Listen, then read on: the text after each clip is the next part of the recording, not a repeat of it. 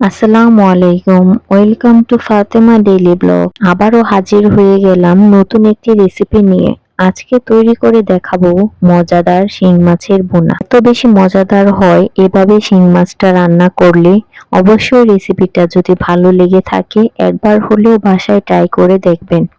চলুন দেখে নিই শিং মাছ রান্নার মজাদার রেসিপিটা। এখানে আমি মাঝারি আকারের ৩টা শিং মাছ আগে থেকেই ঘষে মেজে ভালো করে পরিষ্কার করে ধুয়ে নিয়েছি। সাথে নিয়েছি মরিচ আর ১ কাপ পরিমাণ পেঁয়াজ কুচি। প্রথমেই একটি ফ্রাই প্যানে ১ টেবিল পরিমাণ তেল দিয়ে নেব। এখানে আমি রান্নার সাদা সয়াবিন তেলটা ব্যবহার করেছি। তেলটা একটু গরম হলেই দিয়ে দিব আগে থেকে কেটে রাখা ১ কাপ পরিমাণ পেঁয়াজ কুচি। পেঁয়াজটা আমি হালকা নেড়ে লাল করে ভেজে নেব। দেশি যে শিং মাছটা পাওয়া যায় সেটা কিন্তু নরমালি রান্না করলে বা সবজি দিয়ে রান্না করলে খুব মজার হয়। এই গরমে শিং মাছের ঝোল খাওয়া শরীরের জন্য ভালো। এখন আমি একে একে মশলাগুলো দিয়ে দেব। দিয়েছি হাফ চামচ লবণ, হাফ চামচ হলুদ গুঁড়ো, হাফ চামচ মরিচের গুঁড়ো, হাফ চামচ ধনিয়া গুঁড়ো। এখন দিয়ে দিব হাফ কাপ পরিমাণ পানি, যাতে মশলাগুলো পুড়ে না যায় আর ভালো করে কষানো হয়। আর চাষের যে শিংগুলো সেগুলো একটু মশলাই করে রান্না করলে খেতে বেশি ভালো লাগে। মশলা ভালো করে কষানো হলে এখন দিয়ে দিব শিং মাছের টুকরোগুলো। যারা এভাবে কষিয়ে শিং মাছ রান্না খেতে পছন্দ করেন না তারা কিন্তু মাছগুলো ভেজে নিতে পারেন। তবে এভাবে মশলার মধ্যে কষিয়ে রান্না করলে শিং মাছে কিন্তু অন্যরকম একটা ফ্লেভার আসে।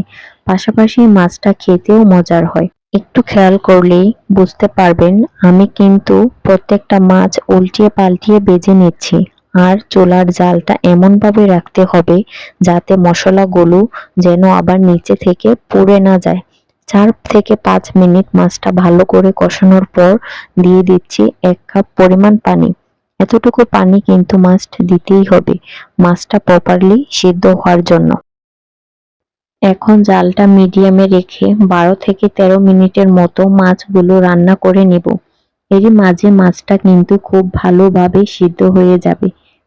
এখন ৬ মিনিটের জন্য ঢাকনা দিয়ে ঢেকে দেব। ফিরে আসলাম ৬ মিনিট পর। কিছুক্ষণ পর একটু ঢাকনাটা খুলে নেড়ে দিলাম, যাতে করে মাছের ২টা সাইড ভালো করে সিদ্ধ হয়।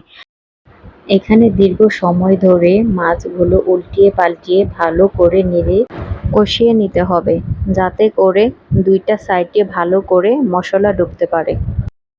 এখন আবারও ঢাকনা দিয়ে ৫ থেকে ৬ মিনিটের মতো রান্না করে নিচ্ছি। এরই মাঝে দেখতেই পাচ্ছেন আমার শিং মাছের ভুনাটা একেবারে রেডি। চাইলে আপনারা একটু ঝোল ঝোল রাখতে পারেন।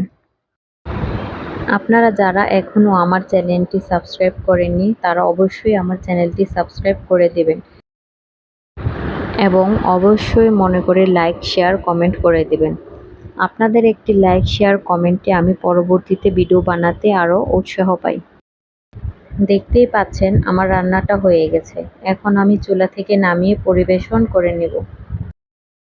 আপনারা যারা এতক্ষণ আমার ভিডিওটি ধৈর্য সহকারে দেখেছেন তাদেরকে অসংখ্য ধন্যবাদ।